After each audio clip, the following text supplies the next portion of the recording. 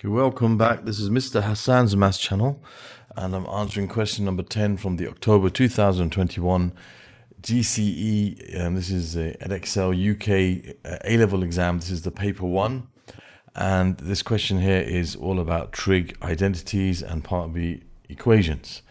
Now, I've chosen to answer this question because it's dealing with the double angle formula, which is very important for us in many different parts of the syllabus.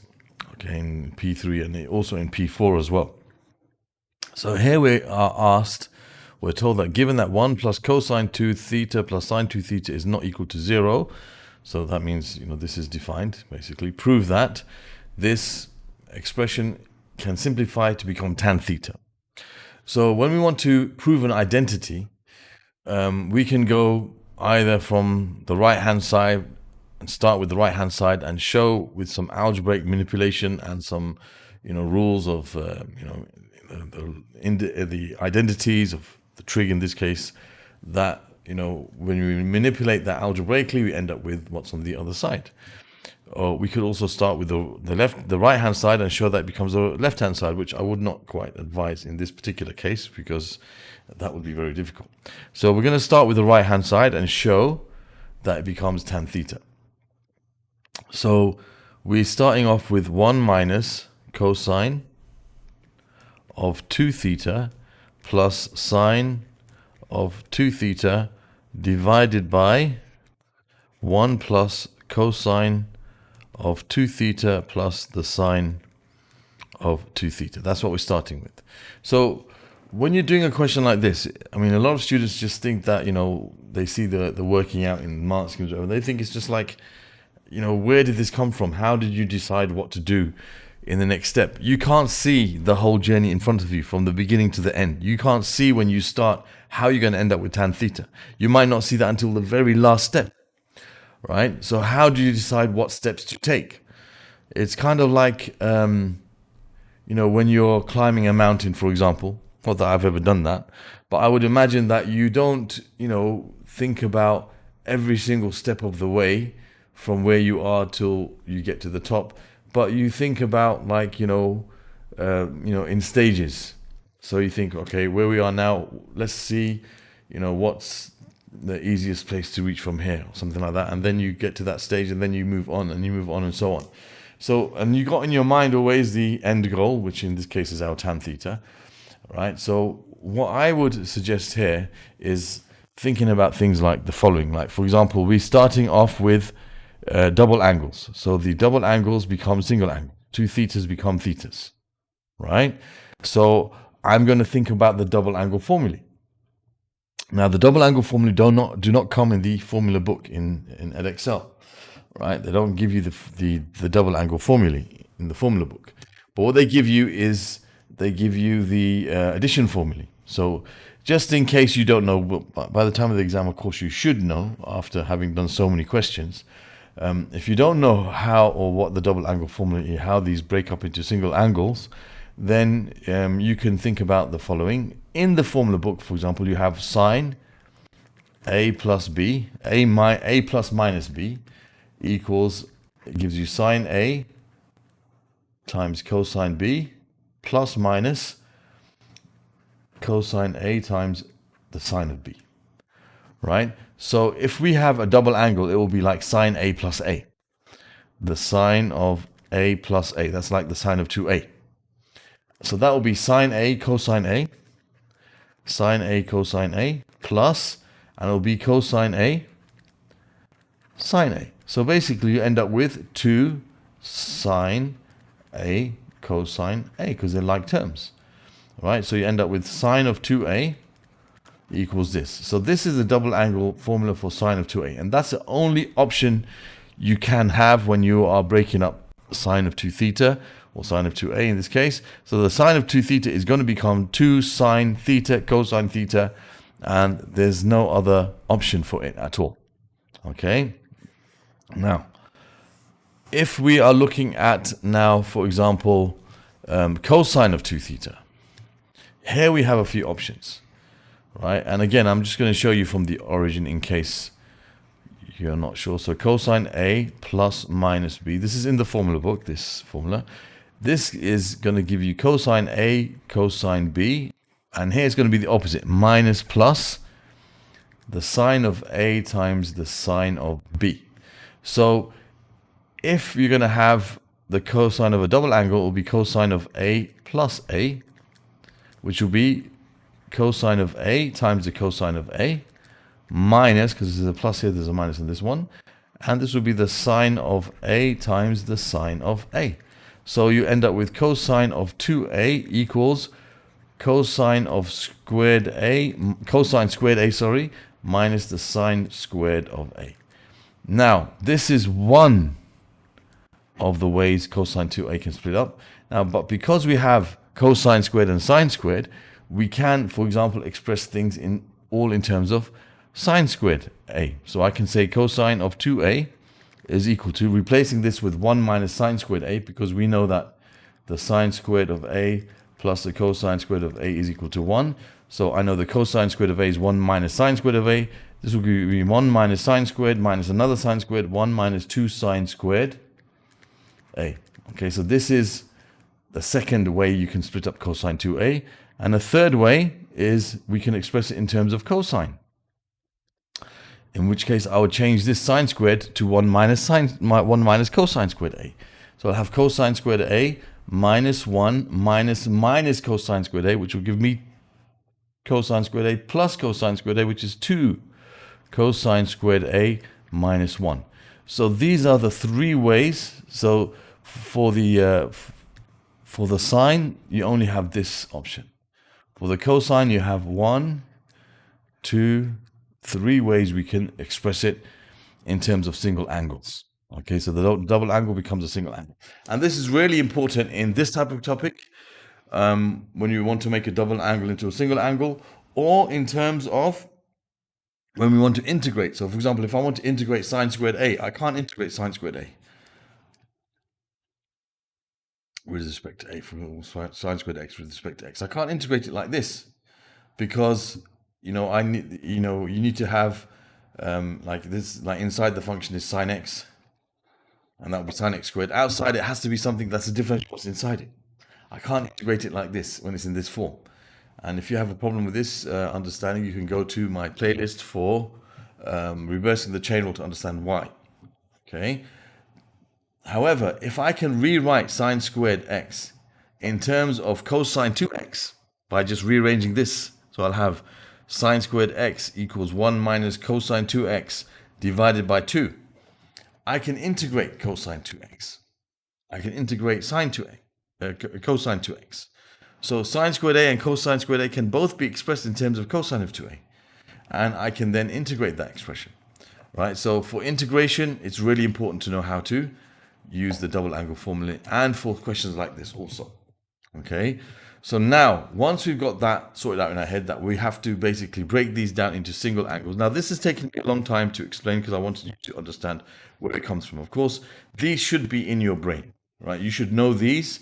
By the time you take your exam, you should know these, like the back of your hand, right? You'll be able to roll them off your tongue without any problem, okay? But in case you don't know how or where they come from the addition formula. All right, so now, we want to break this down such that we'll end up with tan theta. Now, I know that tan theta is equal to sine theta over cosine theta. So I'm pretty sure I have to end up with sine theta on top and cosine theta underneath. Okay, so I'm thinking in my mind, all right, for these, I have no option. For sine 2 theta, I have no option. I can only break this up as 2 sine theta cosine theta, and the one underneath 2 sine theta cosine theta. I have 1 minus, I have 1 plus. Now for cosine 2 theta on top, because I know, and this is my logic here, that tan is sine over cosine, I'm thinking it will be better for me to rewrite cosine 2 theta in terms of sine theta, instead of sine squared theta. So I'll write this in this form. So the cosine 2 theta, I'll write it as 1 minus 2 sine squared theta. Okay, and I know that in the denominator, I think, I prefer to have cosines in the denominator. So I'm thinking it would probably be better for me to write cosine 2 theta in terms of cosine squared theta. So this will be cosine squared, so 2 cosine squared theta minus 1. And that's plus sine 2. Right? So 2 cosine squared theta minus 1. So what was my logic behind that? The fact that what I have to end up with is sine over cosine. So I've not done things blindly here, right? First of all, I thought I have to end up with a single angle, so we must break these down into single angles. This we have no choice with. This I'm thinking a bit logically. See, we've got some logic behind it. And one of the other things we'll notice which will help us is that when you expand this, the 1 will disappear. The constant will disappear. You have 1 minus 1 plus 2 sine squared theta plus 2 sine theta cosine theta. And in the denominator you have, this will be 1 minus 1 again, which will be 0. And you have plus 2 cosine squared theta plus 2 sine theta cosine theta. All right, so this becomes 0 and 0. And we can see here that there's a common factor of 2 in the numerator. So you have 2 times, in fact, there's a common factor of 2 sine theta in the numerator now. So I'll have 2 sine theta. And then inside I'll have sine theta plus cosine theta. And in the denominator, again, there's a common factor. This time it's cosine theta that's common. So 2 cosine theta. And inside I have cosine theta plus sine theta. Because that'll be 2 cosine squared theta plus 2 sine theta cosine theta. All right, so I can see now that this 2 cancels out. These are both the same. This is sine theta plus cosine theta. This is also sine theta plus cosine theta. They will cancel out. And I'm left now with sine theta over cosine theta, which gives us our tan theta. So it worked out perfectly, okay, by doing that. Now, if, for example, I had got to this stage and these ones hadn't cancelled out, for example, and it was such that they didn't cancel out and you had these constants there, then I might have thought about using one of the other identities to get rid of the constant and see how it works out. And there's not always one way of doing it. There might be other ways of doing it. Somebody might think of another way that might even be quicker than what I thought of. And some people, sometimes they write in the comments, sir, I did this and I found it easier. That's fine. It's kind of like angles and circles in when you did, your GCSEs. It's like sometimes whatever hits your eye first is what you see, right? The way to do certain questions. Sometimes there's lots of different ways of answering a question. Sometimes in an exam or in a situation, you see it in a particular way. That's what kind of hits your eye first, right? So there's sometimes multiple ways of doing a question like this and getting the right answer. That's why it's a nightmare for a teacher to mark a question like this. I hate marking these questions because some students come up with some weird and wonderful ways of doing it, which is not mentioned in the mark scheme. But you have to check everything carefully. Somebody could just start with this and end up with this and write a whole lot of rubbish in between. So you have to check everything carefully. And you can't just assume that it's just rubbish because they actually might have come up with something different that's not in the mark scheme. So I hate marking questions like this in exams, right? Because of this reason. But, there are multiple ways sometimes of doing this. And the examiners will sit down with questions like this in their preliminary marking, and they will look for all different types that people have come. There will definitely be some students who do things in a way that the examiners haven't thought of, and they will include that then in their final mark schemes. So you see sometimes you have way 1, way 2, way 3, way 4, way 5. They have lots of different ways that they show in the mark schemes that people could get the answer for the examiners to mark. Okay, anyway, so that's the answer to this question 10 part A. Now we're going to go on to part B, which is, I think, using this because it says hence. So hence means use what we just found. Okay, which is this. Use this to solve this equation. Okay, so hence solve for x between 0 and 180 degrees. This equation here, giving your answers to 1 decimal place where appropriate, which is normally for what we do normally for degrees anyway. All right, so now we have to relate these together when it says hence. These two are related to each other somehow, and we can see very clearly the relationship between them. That here you have 1 minus cosine of an angle plus sine of the same angle over 1 plus cosine of the same angle plus sine of the same angle. Okay, and that simplifies to the tangent of half the angle. So what we can say is 1 minus cosine of 4x plus sine 4x over 1 plus cosine of 4x plus sine of 4x will simplify to the tan of a half of this angle, which is 2x. All right, so that's how we're going to use what we did before. So now I can equate this and that together. So therefore I can say that the tan of 2x is equal to 3 times the sine of 2x. So we have to solve this equation now. Now the way to solve this equation, I think, would be the best way is to use the fact that tan of an angle is the sine of the angle over cosine of the same angle. So I'll rewrite this as the sine of 2x over the cosine of 2x equals 3 times the sine of 2x. And then I can multiply both sides by cosine 2x, in which case I have the sine of 2x equals 3 times the sine of 2x times the cosine of 2x. Now what we can't do here, which many people might do, is divide by sine 2x, thinking that we'll make it simpler and we'll end up with 1 equals 3 cosine 2x and solve it.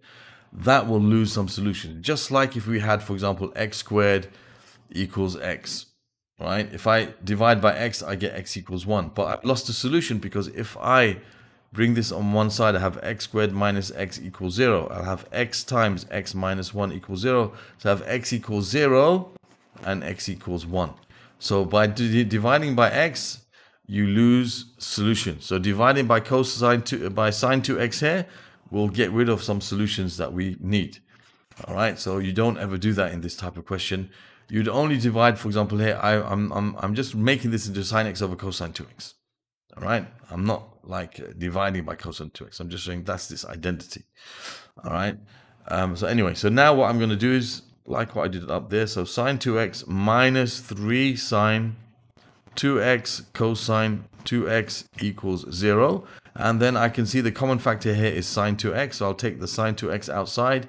And inside I've got 1 minus 3 cosine 2x equals 0. So now I've got the sine of 2x equals 0, which is what I would have lost if I had, if I had divided by sine 2x. So 3 cosine 2x, 1 minus 3 cosine 2x equals 0. So this will lead us to cosine 2x. You're going to have equals 1/3. So cosine 2x equals positive 1/3. And sine 2x equals 0. So I'm going to solve these equations between 0 and, it's for x, sorry, not theta, 0 and 180. 0x 180. Are the 0s and 180s included? No. So be very careful about that. This question especially because of this. All right. So first thing I'm going to do, I'm going to adjust my limits so it matches the double angle here. So that says 2x. So this is going to be 2x. That won't be affected, but this is now going to be 360. So I have to catch all the angles between 0 and 360. And then in the end, I divide them by 2 to find x. So now the sine of 2x equals 0. So the sine of 2x equals 0. You have 0 degrees, you have 180 degrees, and you have 360 degrees. Okay, I know that from the sine curve. Okay, the sine curve goes like this. However, we can't include 0 and we can't include 360 because it doesn't have the equal sign here. So be careful about that. So that means x is going to be 90 degrees. If you're not sure about that, if you don't know from the curve, you can use your calculator and you can say, okay, inverse sine of 0. Okay, make sure we're in degree mode. So inverse sine of 0 is equal to 0. So that's the first angle, which is not in our range. But then to find the next angle, we do 180 minus that first angle, okay, which is 180. And to find all the other angles in the range, we add 360 to these two. So add 360 to 0, we get 360. But again, that's just out of the range because we have to stop just before 360. And of course, if I add 360 to this, I'll be out of the range completely. If I subtract 360 from them, I'll also be outside of the range. So our only answer is 180. So divided by 2 gives you 90. So that's one solution. Then we have cosine of 2x equals 1/3. So 2x equals inverse cosine of 1/3. Okay, so we can use a calculator for this. So we're going to put inverse cosine of 1/3. Shift cosine of 1/3. And that gives us 70.528 continues on. So 2x equals 70.528 ... It continues on, and that's the first angle. So for the cosine curve, it looks like this. We found an angle over here. Okay, that's 90 degrees. So that's 70.528. The other angle for the cosine is all the way over here. All right, so the symmetry of the cosine curve is such that the other angle is 360 minus the angle. So you have 360 minus 70.528 will be the other angle. So we take our answer and we do 360 minus this answer, and that gives us 289.471. 289.471. So our angles therefore will be, we have to divide these by 2. So I'll start with this one because it's already in the calculator. So I divide this by 2. And this gives me 144.735. 144.735 dot dot dot. And this answer here, which I can get back from doing this, the inverse cosine of 1/3. So this divided by 2, that gives me 35.264, 35.264 dot dot dot. So therefore we can say our final answers are 90 degrees, which is exact, and 35.3 to 1 decimal place, and 144.7 to 1 decimal place. And there we have our answers for this question. And that concludes this question. Now, some people, they like to use the quadrants for these. I mean, that's fine. I personally just like to use the symmetry of the curve. But the first angle, they say cast. I like to say ASTC because I like to start from the first quadrant. Okay, the cosine is positive in these two quadrants. This is a positive ratio, so that will be the first angle we got. And the other angle we want to get is the angle all the way around here. And because these are equal to each other, it's 360. This angle here will be 360 minus that angle, which is what we got there. There's other ways of doing it. I personally prefer to use just understanding how the symmetry of the curve works. For sine, it's main angle 180 minus the angle. For cosine, it's the main angle and 360 minus that angle. Simple as that. And then they repeat every 360. For tan, it's just 180. It's just the angle, the main angle only, and then everything else is just separated from the angle by 180 degrees. Okay. Anyway, so that concludes this question. Other questions from this particular paper can be found in the playlist in the region that will show over here. Other questions you can find about this topic of trig, identities, and equations from P3. You'll find them in the playlist over here. You can subscribe to my channel by clicking on this link, and you can watch a video here which will teach you how to use my channel for the things that you're looking for. Thank you for watching, and see you soon.